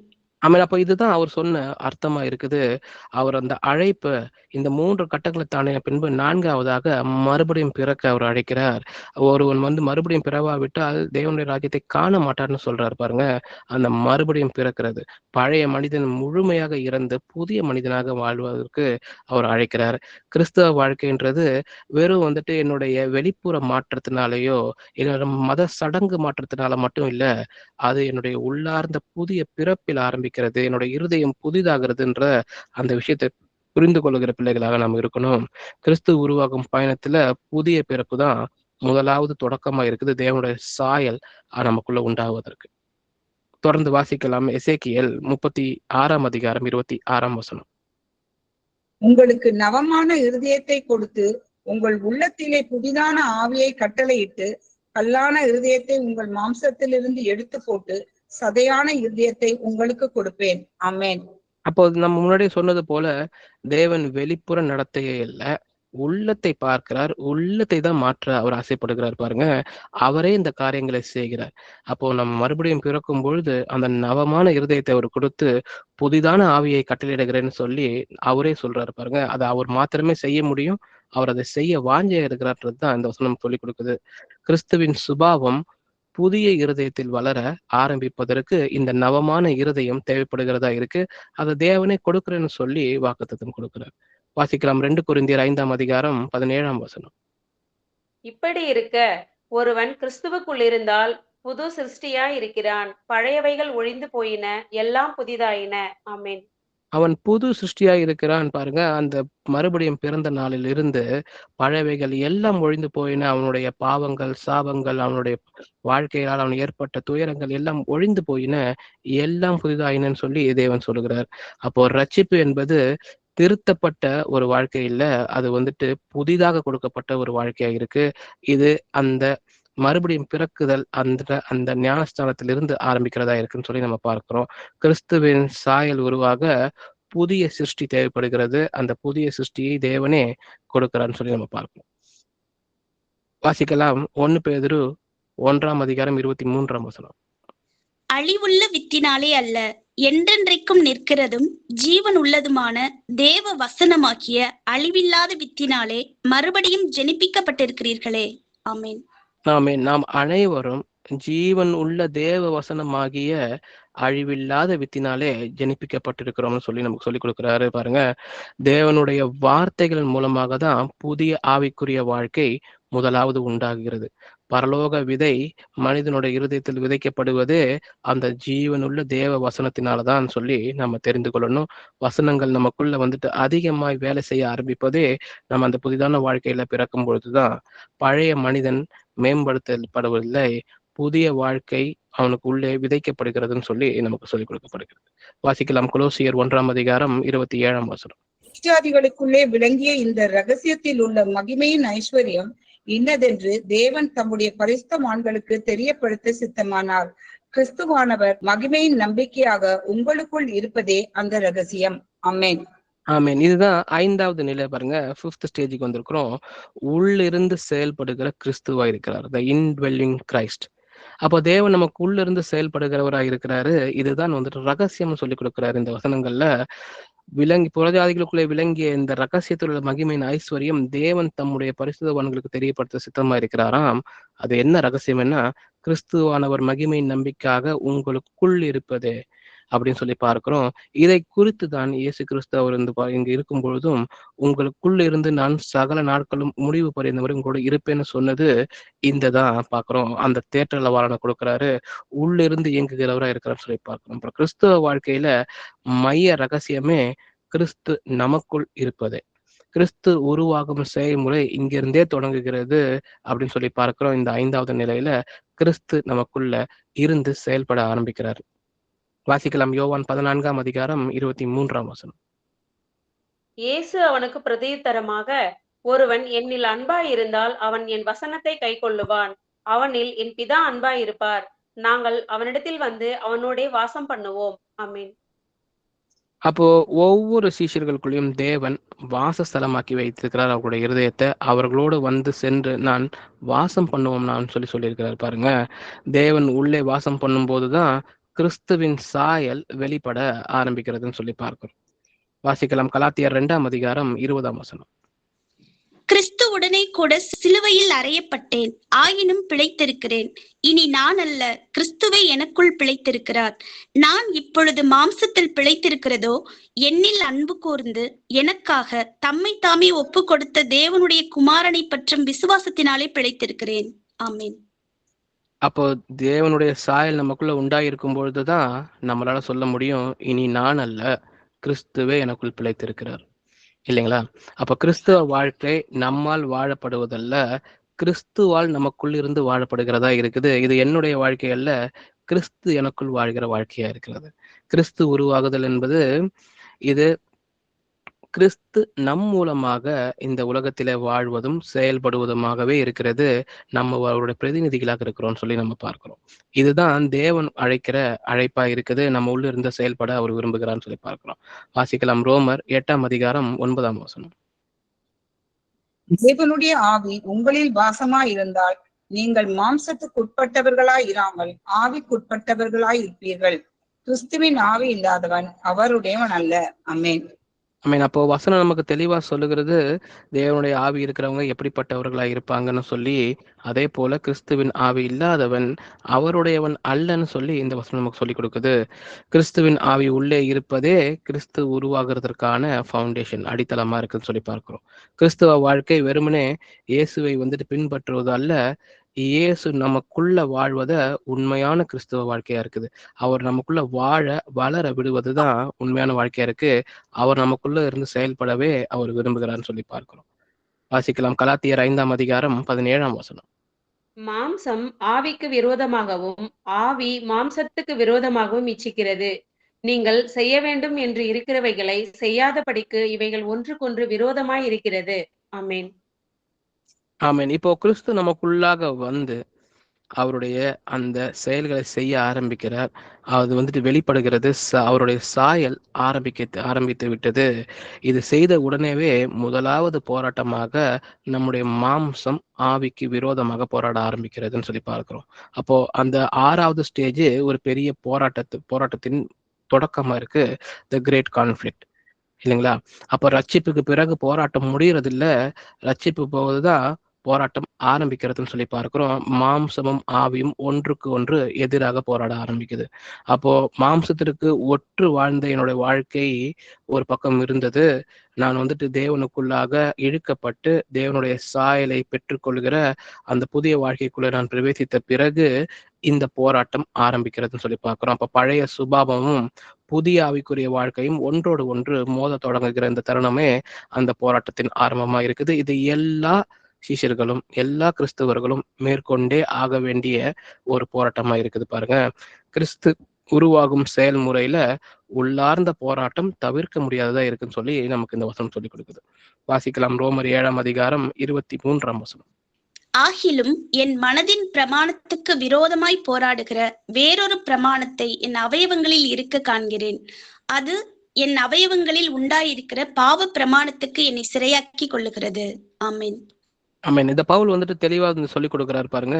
என் அவயங்களில் உண்டாயிருக்கிற பாவ பிரமாணத்திற்கு என்னை சிறையாக்கி கொள்ள என்னுடைய மனதின் பிரமாணம் போராடுகிறதுன்னு சொல்லி சொல்லுகிறார். தேவனை பின்பற்ற விரும்பினாலும் கூட பழைய சுபாவம் அதை எதிர்க்கிறதுன்னு சொல்லி இந்த போராட்டம் எல்லோருக்கும் உண்டுன்றதை சொல்லப்பட்டிருக்கிறது. கிறிஸ்துவின் சாயலாக மாறுகிற பயணத்துல இந்த போராட்டம் இயல்பாய் இருக்கிறதுன்னு சொல்லி பார்க்கிறோம். வாசிக்கலாம். 1 பேதுரு 2ஆம் அதிகாரம் 11ஆம் வசனம். பிரியமானவர்களே, அந்நியர்களும் பரதேசிகளுமாய் இருக்கிற நீங்கள் ஆத்துமாவுக்கு விரோதமாய் போர் செய்கிற மாம்ச இச்சையை விட்டு விலகி. ஆமென். ஆமென். பாவ ஆசைகள் விசுவாசியின் ஆவிக்குரிய வளர்ச்சியை தடுக்க முயற்சிக்குது. ஆனாலும் கிறிஸ்து உருவாகும் பொழுது பழைய மனுஷன் தனது இடத்தை விட மறுக்கிறான்னு சொல்லி பார்க்கிறோம். அப்போ ஏன் இந்த போராட்டம்? பல ஆண்டுகளாக நம்மளுடைய சுயத்தை நம்ம ஆட்சி செய்ய அனுபவித்திருக்கிறோம். அந்த இருதயம் வந்துட்டு சுயத்திற்கு கட்டுப்பட்டு வந்துட்டு வேலை செய்திருக்கிறது. ஆனா முதலாவது இப்போது கிறிஸ்துவுக்கு நம்ம இடம் கொடுக்க வேண்டிய அந்த நிலை வந்து கிறிஸ்து நம்மளோட இருதயத்துக்குள்ள வரும் பொழுது, அந்த பழைய வீட்டில் இருக்கிற அந்த பழைய எஜமான் வெளியேற விரும்பாமல் போராடுகிறான்னு சொல்லி பார்க்கிறோம். அதனாலதான் இந்த போராட்டம் நமக்கு வருகிறதா இருக்கிறது. அப்போ அடுத்த நிலை வந்துட்டு தேவன் மறைந்திருக்கவற்றை வெளிப்படுத்துகிறார். அப்போ எப்படி இந்த போராட்டத்தை மேற்கொள்ள முடியும்னா, எதெல்லாம் தேவன் தொடர்ந்து நம்மளுடைய சாயல், அவருடைய சாயல் நமக்குள்ள உருவாவதற்கு தடையா இருக்கிறதுன்றத அவர் காண்பித்து கொடுக்க ஆரம்பிக்கிறார் பாருங்க, வெளிப்படுத்துகிறார். இந்தந்த விஷயங்கள் தான் தடையா இருக்குதுன்றத நமக்கு ஒன்னொன்னா புரிய வைக்கிறார். அப்ப அந்த தடையா இருக்கிற விஷயங்களை வெறுத்து ஒதுக்குகிற வேலையை நம்மிடம் இருக்கிறது, அதை நாம செய்கிறதா இருக்கணும்னு சொல்லி பார்க்கிறோம். அப்போ அவர் அநேக அந்த பயணங்கள்ல வந்துட்டு அவர் வந்துட்டு செய்து காண்பிக்கிறார். அவருடைய வசனங்கள் மூலயமாக நமக்கு வந்துட்டு சுட்டி காண்பிக்கிறார். எந்தெந்த விஷயங்கள் தேவனுடைய சாயல் தொடர்ந்து நமக்குள்ள வளர்வதற்கு தடையா இருக்கிறது, அந்த தடைகளை நீக்கி போடுவதற்காக நம்ம என்ன செய்யணுன்றத நம்மளுடைய பாவத்தை வெளிச்சம் போட்டு காட்டுகிறவரா இருக்கிறான்னு சொல்லி பார்க்கிறோம். அப்போ முன்பு காணாத குறைகள் கூட இன்றைக்கு எனக்கு காணப்படுகிறது. பாவங்கள் எனக்கு வெளியரங்கமாய் தெரியப்படுகிறது. என்னுடைய நோக்கங்கள் வெளிச்சத்திற்கு கொண்டு வரப்படுகிறது. வாசிக்கலாம் எபிரேயர் 4ஆம் அதிகாரம் 12ஆம் வசனம். தேவனுடைய வார்த்தையானது ஜீவனும் வல்லமையும் உள்ளதாயும் இருபுறமும் கருக்குள்ள எந்த பட்டயத்திலும் கருக்கானதாயும் ஆத்துமாவையும் ஆவியையும் கணுக்களையும் ஊனையும் பிரிக்கத்தக்கதாக உருவ குத்துகிறதாயும் இருதயத்தின் நினைவுகளையும் யோசனைகளையும் வகையறுக்கிறதாயும் இருக்கிறது. ஆமேன். தேவனுடைய வார்த்தை இருதயத்தின் உண்மையான நிலையை வெளிப்படுத்துகிறது. கிறிஸ்து உருவாக தடையாக இருக்கும் காரியங்களை வார்த்தை கண்டுபிடித்து நமக்கு காண்பிக்கிறதுன்னு சொல்லி பார்க்கிறோம். வாசிக்கலாம் சங்கீதம் 139ஆம் அதிகாரம் வசனம் 23, 24. தேவனே, என்னை ஆராய்ந்து என் இருதயத்தை அறிந்து கொள்ளும். என்னை சோதித்து என் சிந்தனைகளை அறிந்து கொள்ளும். வேதனை உண்டாக்கும் வழி என்னிடத்தில் உண்டோ என்று பார்த்து நித்திய வழியிலே என்னை நடத்தும். ஆமென். அப்ப பாருங்க, தாவீது தேவன் தனது உள்ளத்தை வெளிப்படுத்தும்படி வேண்டுகிறார் பாருங்க.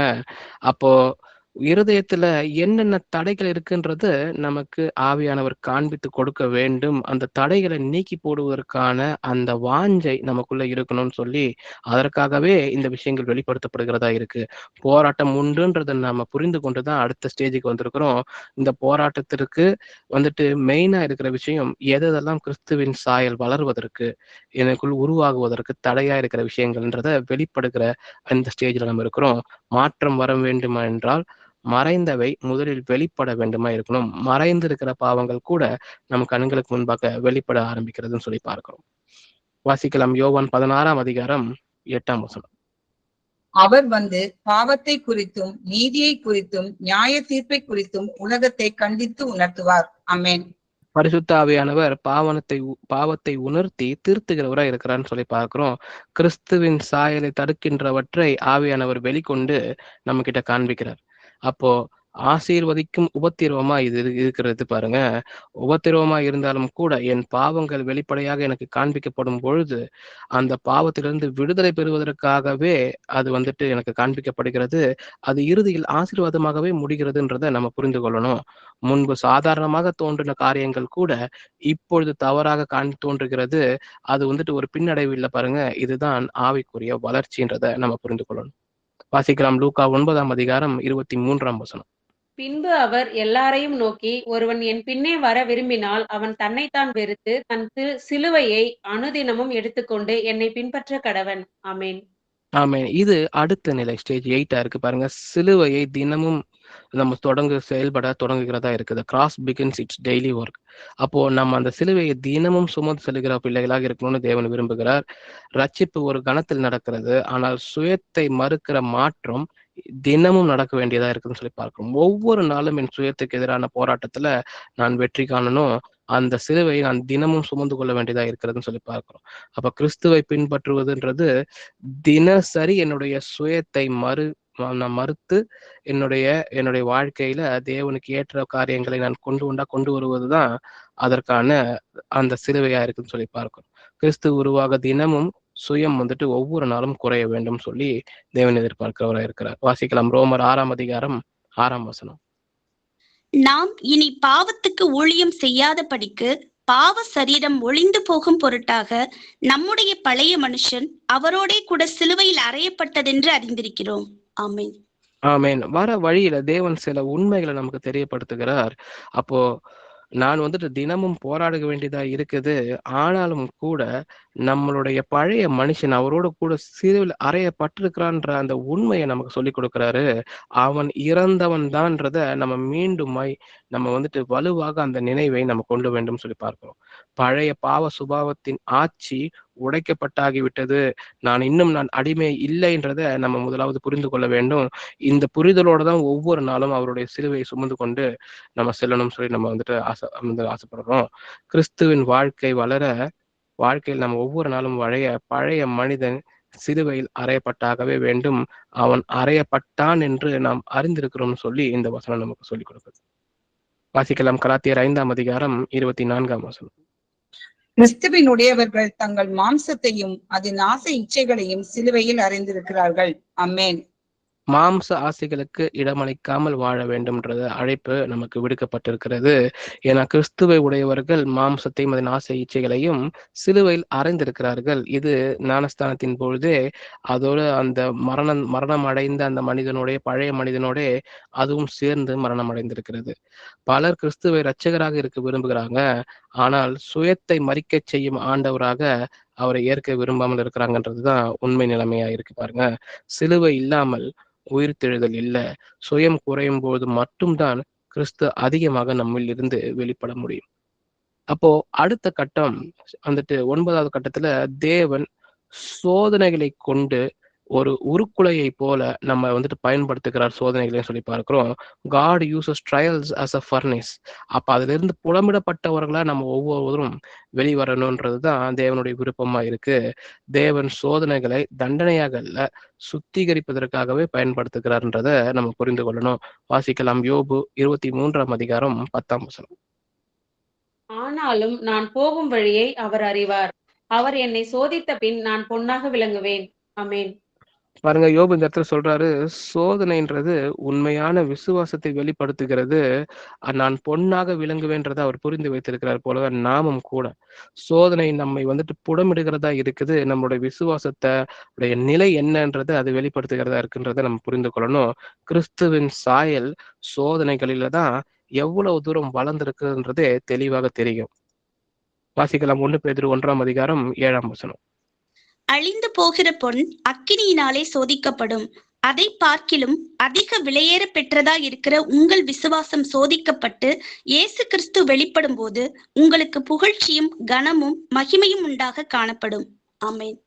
ஆமீன். அப்போ சோதனைகள் நம்ம முன்பு சொன்னது போல விசுவாசத்தை வளர்க்கிறது, விசுவாசத்தின் நிலையை உணர்த்துகிறது, விசுவாசத்தை மேலும் பரிசுத்தமாக்குறதுன்னு சொல்லி பார்க்கிறோம். கிறிஸ்து உருவாகும் போது விசுவாசம் மேலும் மேலும் பலப்படுகிறதா இருக்குது. சகரியா 13ஆம் அதிகாரம் 9ஆம் வசனம் வாசிக்கலாம். அந்த 3ஆம் பங்கை நான் அக்கினிக்கு உட்பட பண்ணி வெள்ளியை உருக்குகிறது போல அவர்களை உருக்கி பொன்னை புடமிடுகிறது போல அவர்களை புடமிடுவேன். அவர்கள் என் நாமத்தை தொழுது கொள்ளுவார்கள். நான் அவர்கள் விண்ணப்பத்தை கேட்பேன். இது என் ஜனம் என்று நான் சொல்லுவேன். கர்த்தர் என் தேவன் என்று அவர்கள் சொல்லுவார்கள். ஆமென். ஆமீன். அப்போ இந்த ஸ்டேஜில் பாருங்க, இந்த புடமிடுதல்ன்றது தொடர்ந்து சோதனைகளா இருந்தாலும் சரி, அனுபவிக்கப்படுகிற உபத்திரவங்களா இருந்தாலும் சரி, அது பொன்னை புடமிடுகிறது போல வந்துட்டு தேவன் படுகிறது. அது ஏன்னா தேவனுடைய தம்முடைய ஜனங்களை அந்த மூலமாக தான் அவர் சுத்திகரிக்கிறார்னு சொல்லி பார்க்கிறோம். தேவனே என்னை சுத்திகரியும் சொல்லி தாவீது கேட்கிறது போல நம்ம ஜெபத்துல கேட்கலாம்.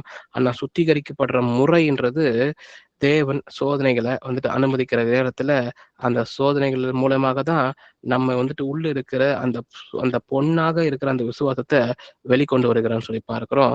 அசுத்தங்கள் நீங்கி கிறிஸ்துவின் சாயல் தெளிவாகிறதே இந்த சோதனைகள் மூலமாக தான். வாசிக்கலாம் யாக்கோபு 1ஆம் அதிகாரம் வசனம் 2-4 வரை. என் சகோதரரே, நீங்கள் பலவிதமான சோதனைகளில் அகப்படும் போது உங்கள் விசுவாசத்தின் பரீட்சையானது பொறுமையை உண்டாக்கும் என்று அறிந்து அதை மிகுந்த சந்தோஷமாக எண்ணுங்கள். நீங்கள் ஒன்றிலும் குறைவுள்ளவர்களாய் இராமல் பூரணராயும் நிறைவுள்ளவர்களாயும் இருக்கும்படி பொறுமையானது பூரண கிரியை செய்ய கடவது. ஆமென். ஆமென். அப்ப அந்த விசுவாசத்தின் பரீட்சை பொறுமையை உண்டாக்கும்னு சொல்லி தேவன் சொல்லிக் கொடுக்கிறார் பாருங்க. சோதனைகள் ஆவிக்குரிய முதிர்ச்சியை நமக்குள்ள உருவாக்குகிறது. கிறிஸ்துவை போன்ற பொறுமையும் நிலைத்தன்மையையும் நமக்குள்ள அந்த உருவாக்குகிறதுக்காகவே சோதனைகள் வந்துட்டு பரீட்சைகளாக நமக்கு கொடுக்கப்படுகிறது.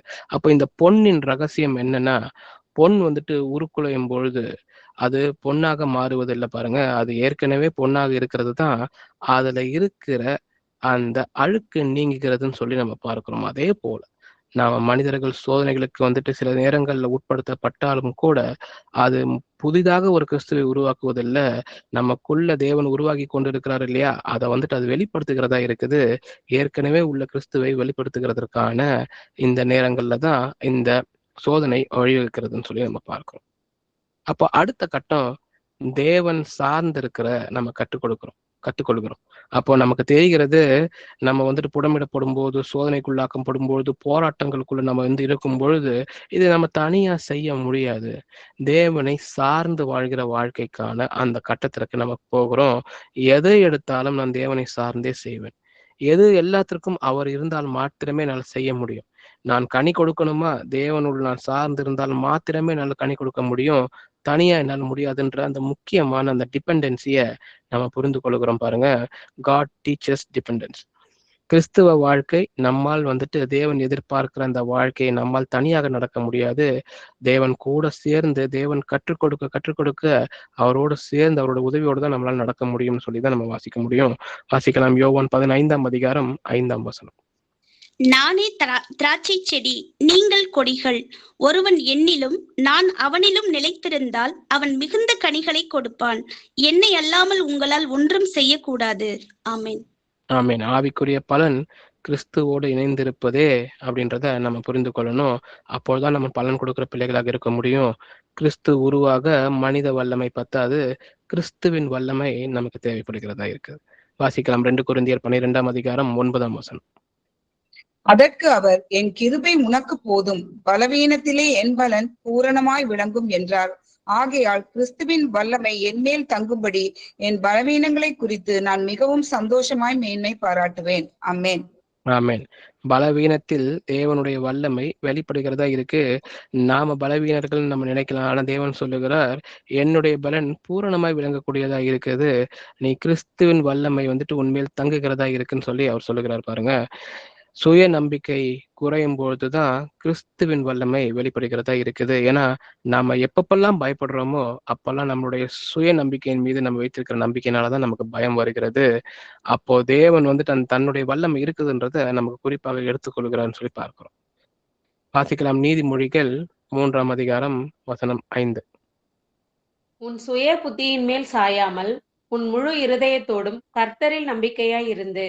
ஆமென். ஆமென். அப்ப தேவன் எதிர்பார்க்கிறது எல்லாமே பாருங்க, முழு இருதயம், முழு நம்பிக்கை அவர் மேல வைக்கணும்னு சொல்றாரு. அப்பொழுது மட்டுமே உன்னால் வந்துட்டு நான் சொல்லுகிற இந்த வாழ்க்கை பயணத்துல கிறிஸ்து உனக்குள்ள சாயலாக ஒவ்வொரு நாளும் உருவாக்கி கொண்டிருக்கிற இந்த வாழ்க்கையில உன்னால வர முடியும்.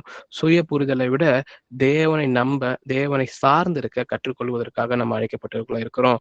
கிறிஸ்துவின் சாயலாக மாறுவதற்கு முழுமையான தேவ சார்பு அவசியமா இருக்குது. அப்போ இந்த இடத்துல எது மறிக்கிறதுன்னு சொல்லி பார்த்தீங்கன்னா, என் வாழ்க்கையை நானே நடத்த முடியும்ன்ற அந்த எண்ணம் நமக்குள்ள மறிக்கிறது. அதற்கு பதிலாக கிறிஸ்து இல்லாமல் என்னால் ஒன்றும் செய்ய முடியாதுன்ற அந்த உண்மையை கற்றுக்கொண்டு தேவனை சார்ந்த வாழ்க்கைக்குள்ள வாழ்கிற பிள்ளைகளாக நம்ம இருக்கிறோம். வாசிக்கலாம். கலாத்தியர் 5ஆம் அதிகாரம் வசனம் 22, 23. ஆவியின் கனியோ அன்பு, சந்தோஷம், சமாதானம், நீடிய பொறுமை, தயவு, நற்குணம், விசுவாசம், சாந்தம், இச்சையடக்கம். இப்படிப்பட்டவைகளுக்கு விரோதமான பிரமாணம் ஒன்றுமில்லை. ஆமென். ஆமென். அப்ப இது கிறிஸ்துவின் குணாதிசயம். இது அடுத்த ஸ்டேஜ் பாருங்க. கிறிஸ்துவின் குணாதிசயங்கள் வெளிப்பட தொடங்குகிறது. நம்ம அடுத்து 10 ஸ்டேஜ் நம்ம தொடர்ந்து கிராஸ் பண்ணி வந்ததுக்கு பிறகு, தேவனை சார்ந்த அந்த வாழ்க்கைக்குள்ள முழுமையாக நம்ம போன பின்பு, கிறிஸ்துவின் குணாதிசயங்களாய் இருக்கிற இந்த ஆவியின் கனிகள் நமக்குள்ள வந்துட்டு தெரிய ஆரம்பிக்குதுன்னு சொல்லி பார்க்கிறோம். கிறிஸ்து உள்ளே வாழும் பொழுது மற்றவர்கள் நம்மில் இயேசுவின் குணாதிசயங்களை காண தொடங்குகிறார்கள் சொல்லி பார்க்கிறோம். அன்பு, சந்தோஷம், சமாதானம் போன்றவைகள் பரிசுத்தாவின் செயல்பாட்டின் விளைவுகளாக மட்டுமே இருக்குது. மனிதர்களால் இதை தனியாக கொடுக்க முடியாது. கிறிஸ்து உருவாகும் போதுதான் அவருடைய குணங்கள் நம்மில் வெளிப்படுகிறதுன்னு சொல்லி பார்க்கிறோம்.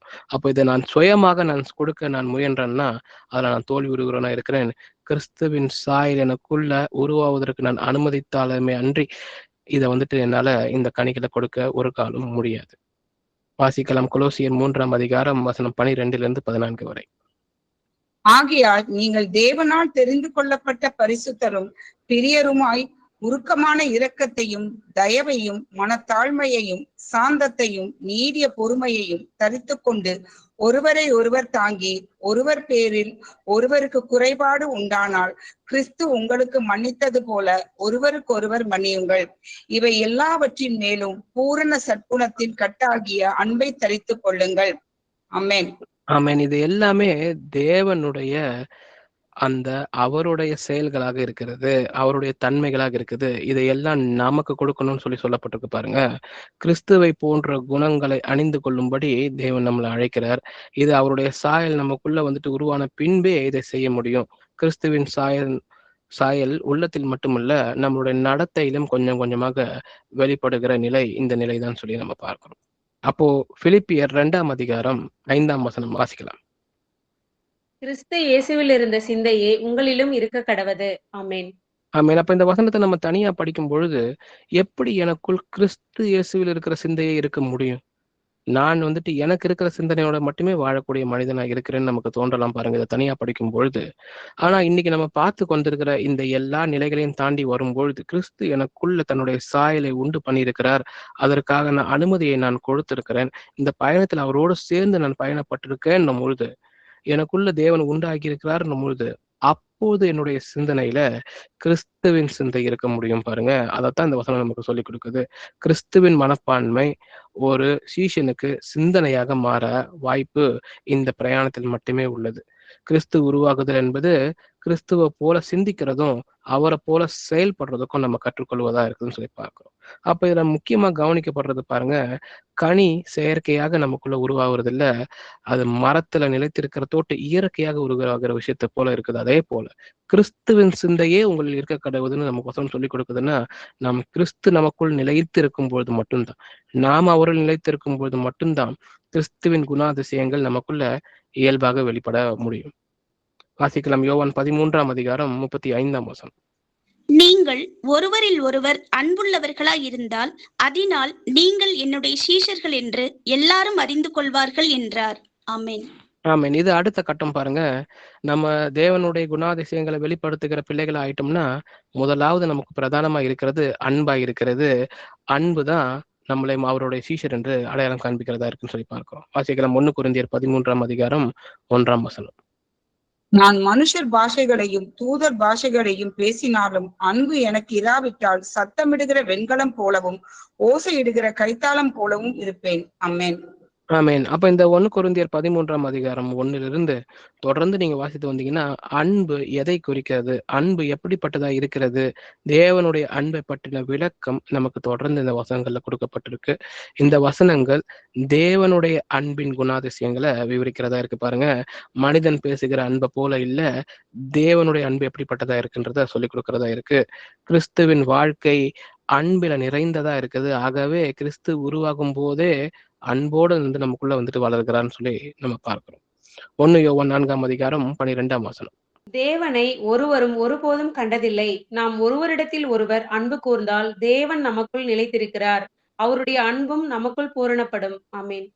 தேவனுடைய அன்பு விசுவாசிக்குள்ள வளர்ந்து அது நிறைவடைகிறதா இருக்குது பாருங்க. கிறிஸ்துவின் சாயல் முழுமை அடைய அன்பு அவசியமா இருக்குது. ஏன்னா அன்புதான் பரலோகத்தின் சூழ்நிலையா இருக்கு.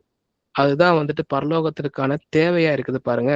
பரலோகத்துக்கு போக ஆசைப்படுகிற அனைவருக்கும் அன்பு தேவையான ஒரு விஷயமா இருக்கு.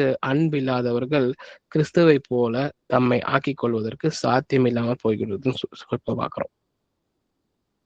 வாசிக்கலாம் கொலோசியர் 3 வசனம். பூமியில் உள்ளவைகளே அல்ல, மேலானவைகளையே நாடுங்கள். ஆமென். ஆமென். இது அடுத்த கட்ட நிலை பாருங்க.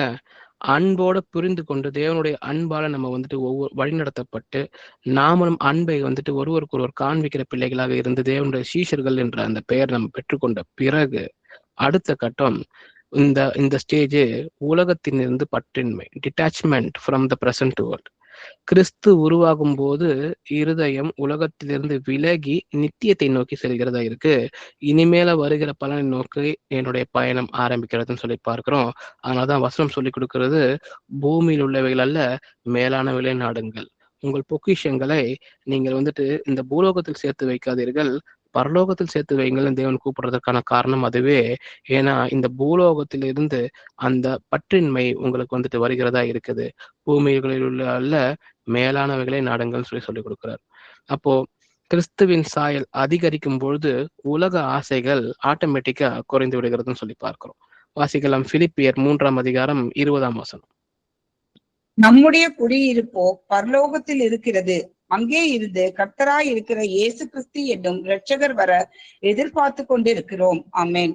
ஆமென். அப்ப இந்த நிலையில நம்மளுடைய எதிர்பார்ப்பு எல்லாம் இயேசு கிறிஸ்துவின் இரட்சகர் வர மட்டுமே காத்திருக்கிற பிள்ளைகளாக இருக்கிறோம்.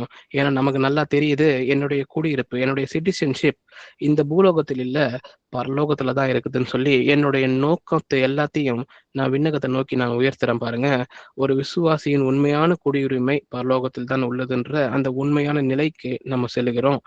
கிறிஸ்துவின் நோக்கிய ஒரு வாழ்க்கை பரலோகம் நோக்கமுடைய ஒரு வாழ்க்கையா அது மாறுகிறதுன்னு சொல்லி பார்க்கிறோம். வாசிக்கலாம் எபிரேயர் 11 வசனம் 13-16 வரை. இவர்கள் எல்லாரும் வாக்குத்தத்தம் பண்ணப்பட்டவைகளை அடையாமல் தூரத்திலே அவைகளை கண்டு நம்பி அணைத்து கொண்டு பூமியின் மேல் தங்களை அந்நியரும் பரதேசிகளும் என்று அறிக்கையிட்டு விசுவாசத்தோடு மரித்தார்கள். இப்படி அறிக்கையிடுகிறவர்கள் சுய தேசத்தை நாடி போகிறோம் என்று தெரியப்படுத்துகிறார்கள்.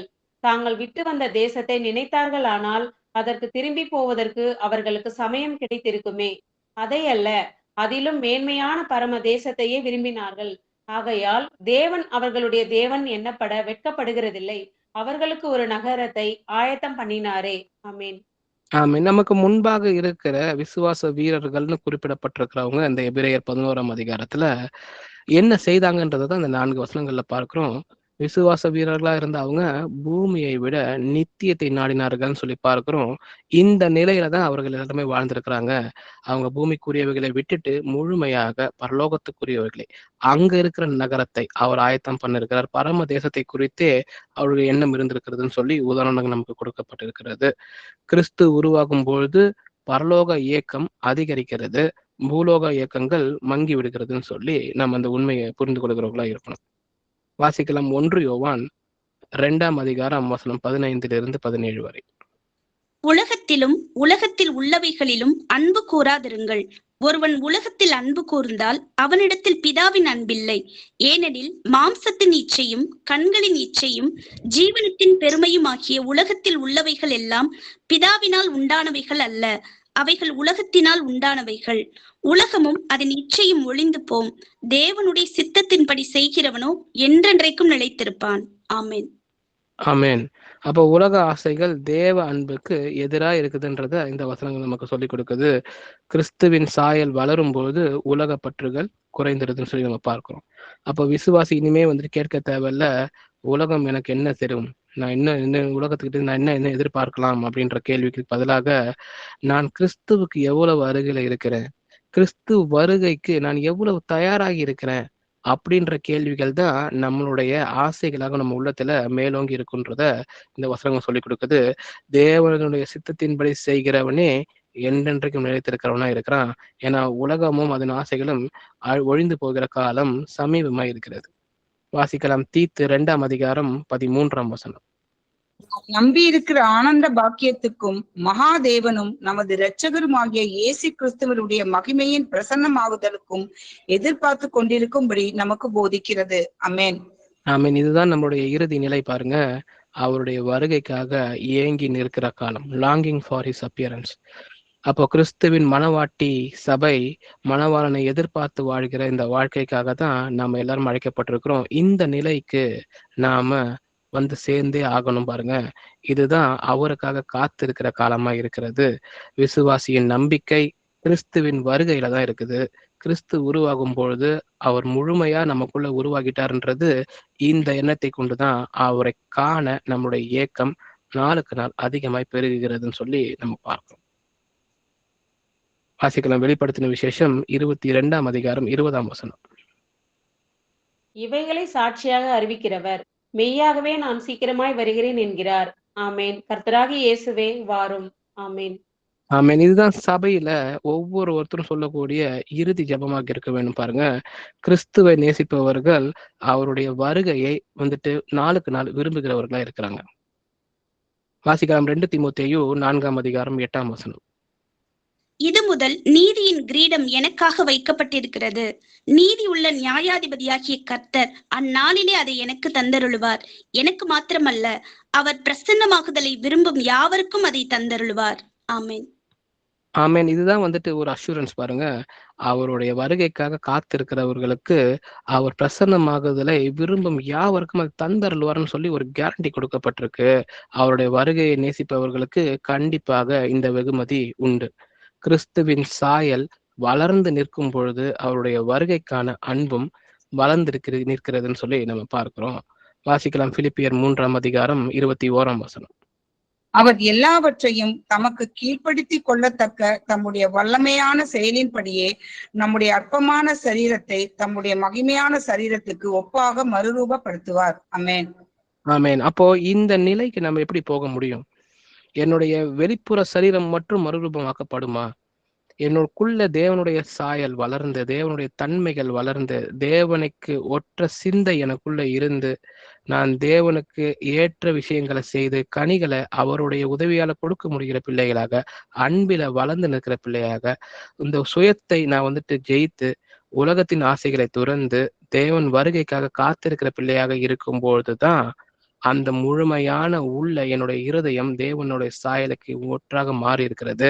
அது மாறி இருக்கும் பொழுது மாத்திரமே இந்த அற்பமான சரீரத்தை நம்ம விட்டுட்டு தம்முடைய மகிமையான சரீரத்தை நமக்கு மறுரூபப்படுத்துறதுக்கு தேவன் அழைக்கிறாரு. பாருங்க, வெறுமனே இருதயம் மாறாம வெளிப்புற சரீரத்தை மட்டும் மறுரூபப்படுத்துகிறவர் கிடையாது தேவன்.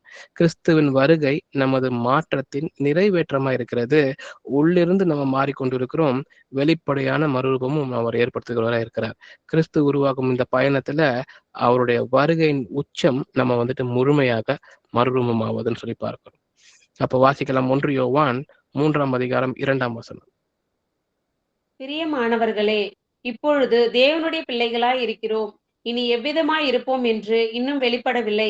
ஆகிலும் அவர் வெளிப்படும் போது அவர் இருக்கிற வண்ணமாகவே நாம் அவரை தரிசிப்பதினால் அவருக்கு ஒப்பாய் இருப்போம் என்று அறிந்திருக்கிறோம். ஆமேன். ஆமேன். அப்ப இதுல இருக்கிற அந்த கீவேர்ட்ஸை பாருங்க. அவர் வெளிப்படும் பொழுது அவர் இருக்கிற வண்ணமாகவே அவரை தரிசிக்கிறோம்னு சொல்லி போற்றப்பட்டிருக்கு. அவர் இருக்கிற வண்ணமாகவே நம்ம எப்படி இருக்க முடியும்? அவருடைய சாயல் முழுவதுமாக நமக்குள்ள தோன்றி இருக்கும் பொழுது மட்டும்தான். அவருடைய குணாதிசயங்கள் நமக்குள்ள முழுமையாக உருவாகி இருக்கும் பொழுது மட்டும்தான் அவருக்கு ஒப்பா இருப்போம் என்று அறிந்திருக்கிறோம்னு சொல்லி இந்த அஷூரன்ஸ் நமக்கு கொடுக்கப்படுதுன்னு சொல்லி பார்க்கிறோம். இந்த சாயல் வளருவதற்கான இந்த படிநிலைகளை தான் நம்ம தொடர்ந்து பார்த்து கொண்டு வந்துட்டு இருக்கிறோம். இந்த நிலையோட உச்சத்துலதான் நம்ம மறுரூபம் ஆகிறோம்னு சொல்லி பார்க்கப்படுகிறோம். அந்த சரீர மறுரூபம் மட்டும் இல்ல, தேவனுடைய சாயலான இருதயமும் மறுரூபம் ஆகியிருக்குன்னு சொல்லி பார்க்கிறோம். வாசிக்கலாம். ரோமர் 8ஆம் அதிகாரம் 30ஆம் வசனம். எவர்களை முன்குறித்தாரோ அவர்களை அழைத்தும் இருக்கிறார். எவர்களை அழைத்தாரோ அவர்களை நீதிமான்களாக்கியும் இருக்கிறார். எவர்களை நீதிமான்கள் ஆக்கினாரோ அவர்களை மகிமைப்படுத்தியும் இருக்கிறார். ஆமென். ஆமென். இது தேவன் ஆரம்பித்த ரட்சிப்பின் கிரியை. இது மகிமையில் மட்டுமே முடிவடைகிறதா இருக்கிறதுன்றதுதான் இந்த ஸ்டெப்ஸ் காமிக்குது. பாருங்க, கிறிஸ்து உருவாகுதல் தேவனுடைய முழுமையான திட்டமா இருக்கிறது. அப்போ தேவ சாயலாக படைக்கப்பட்ட மனுஷன் மீண்டும் தேவ சாயலை அடைந்த பின்பு அவன் தேவன் அழைத்து அவனை நீதிமான்களாக ஆக்கி அவனை மகிமையும் படுத்துகிறார் இறுதியில்ன்றத நம்ம இந்த நிலையில நம்ம பார்க்கிறோம். இறுதி வசனமாக வாசிக்கலாம். வெளிப்படுத்தின விசேஷம் 21ஆம் அதிகாரம் 4ஆம் வசனம். அவர்களுடைய கண்ணீர் யாவையும் தேவன் துடைப்பார். இனி மரணமும் இல்லை, துக்கமும் இல்லை, அலறுதலும் இல்லை, வருத்தமும் இல்லை. முந்தினவைகள் ஒளிந்து போயின என்று விளம்பினது. ஆமென். ஆமென். அப்ப பாவத்தின் அனைத்து விளைவுகளும் முற்றிலும் நீக்கப்பட்டு இருக்கிற இந்த நிலை தான் நாம எல்லாரும் விரும்புகிற நிலையா இருக்குது. இது முழுமையாக நம்ம மகிமைக்குள்ளாக தேவனுக்குள் எடுத்துக்கொள்ளப்படும் பொழுது நடக்கக்கூடிய ஒரு இடத்துல நம்ம போய் நம்ம கொண்டு செல்கிறது. அதற்கு நான் தேவ சாயலில் நாளுக்கு நாள் வளர்கிற பிள்ளையா இருக்க வேண்டும். நான் எந்த நிலையில இருக்கிறேன்றதை நம்ம புரிந்து கொண்டு தடையா இருக்கிற எல்லா விஷயத்தையும் நீக்கி போட நான் வாஞ்சை உள்ள பிள்ளையாக இருக்கணும். கிறிஸ்துவின் சாயல் முழுமை அடைவதற்கான நித்திய நிலைக்கான அந்த வாஞ்சை எனக்குள்ள அதிகமாய் உருவாக வேண்டும். நம்ம கலாத்தியர் 4:19 முதலில் வாசித்தது போல கிறிஸ்து உங்களுக்குள் உருவாகும் அளவும் சொல்லி பவுல் சொல்றாரு பாருங்க. அந்த உருவாகிற வரைக்கும் பிரசவ வேதனைப்படுகிறது போல இருந்து அந்த அந்த உருவாகுதல் முழுமை பெறுவதற்கு நம்ம ஒவ்வொரு நாளும் வளர்கிற பிள்ளைகளாக இருக்கணும். நம்ம ஒரு ஜெபத்தோட கூட இந்த பைபிள் ஸ்டடியை நம்ம நிறைவு செய்யலாம். எங்கள் அன்பின் பரலோக பிதாவே, எங்கள் கர்த்தராகிய இயேசு கிறிஸ்துவே, உம்மை போற்றுகிறோம் அப்பா, உம்மை புகழுகிறோம், உம்மை வாழ்த்துகிறோம், உம்மை ஆராதிக்கிறோம், உமக்கு நன்றி செலுத்துகிறோம். எல்லா துதியும் கனமும் மகிமையும் என்றென்றைக்கும் சதா காலங்களும் உம்மோடு இருப்பதாக. எங்களை அழைத்து உம்முடைய பிள்ளைகளாக ஆக்கி தேவனே கிருபையாக இயேசப்பா நீ செய்த இந்த காரியத்திற்காக உமக்கு முதலாவது ஸ்தோத்திரம் செலுத்துகிறோம். எங்கள் வாழ்க்கையில இறுதி நோக்கம் உம்முடைய குமாரனாகிய இயேசு கிறிஸ்துவின் சாயலுக்கு ஒப்பாக மாறுவது என்பதை அறிந்து அதற்காக எங்களை நீர் ஒவ்வொரு நாளும் ஆயத்தப்படுத்துவதற்காக உமக்கு நன்றி செலுத்துகிறோம். கர்த்தாவே, எங்கள் குறைகளையும் பலவீனங்களையும் எங்களுக்கு வெளிப்படுத்துங்க. உமக்கு விரோதமான எண்ணங்களும் ஆசைகளும் மற்றும் பழக்கங்களையும் எங்களுடைய இருதயத்தை விட்டு அகற்ற வேண்டுமா இந்த நேரத்துல நான் ஜெபிக்கிறேன்.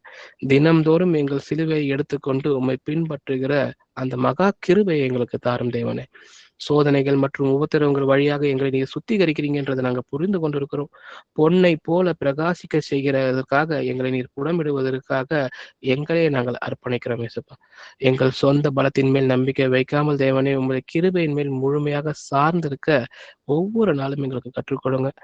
பரிசுத்த ஆவியானவர் எங்களில் அன்பையும் தாழ்மையையும் பொறுமையையும் பரிசுத்தையும் வந்துட்டு ஒவ்வொரு நாளும் நாங்கள் வளரும்படியாக அவர் எங்களுக்கு உதவி செய்ய, அந்த உதவியை நாங்கள் பெற்றுக்கொள்கிற பிள்ளையாக இருக்க எங்களுக்கு உதவி செய்யுங்க. ஏசப்பா, இயேசுவை காணும் பொழுது எங்களுடைய வாழ்க்கை ஒவ்வொரு நாளும் மாற வேண்டுமே நாங்கள் ஜெபிக்கிறோம். இந்த உலகத்துல நிறையற்ற காரியங்கள் அநேகம் உண்டு. அதற்கு மேல எங்களுடைய மனத விருப்பத்தை நாங்கள் செலுத்தாமல் உம்முடைய வருகையை நோக்கி பார்க்கிற பிள்ளைகளாக எங்கள் இருதயத்தை பரிசுத்தமாக்குவதற்கு அது ஏசப்பா எங்களுடைய வாஞ்சையை நீர் அதிகப்படுத்தியறலாம். கர்த்தாவை நீர் வெளிப்படும் பொழுது உமக்கு ஒப்பாய் இருக்கவும் உம்மை முகமுகமாய் தரிசிக்கவும் ஏசப்பா எங்களை நீர் ஆயத்தப்படுத்த வேண்டுமாய் நாங்கள் ஜெபிக்கிறோம். இங்க வந்திருக்கிற எல்லோரையும் இயேசு கிறிஸ்து நாமத்தினால் நான் ஆசீர்வதிக்கிறேன். எங்கள் வாழ்க்கையில் ஒவ்வொரு நாளிலும் கிறிஸ்து அதிகமாக அவருடைய சாயலில நாங்கள் வளர்கிற பிள்ளையாக இருக்க உதவி செய்யுங்க. கிறிஸ்து எங்களுக்குள்ள உருவாகும் அளவும் ஏசப்பா உமது கிரியை நீர் நிறைவேற்றும். எப்பா, இந்த ஜெபத்தை இயேசு கிறிஸ்துவின் மகா பரிசுத்த நாமத்தை நான் ஏறெடுக்கிறேன் என்றும் ஜீவனுள்ள நல்ல பிதாவே. Amen. Praise the Lord, brothers and sisters.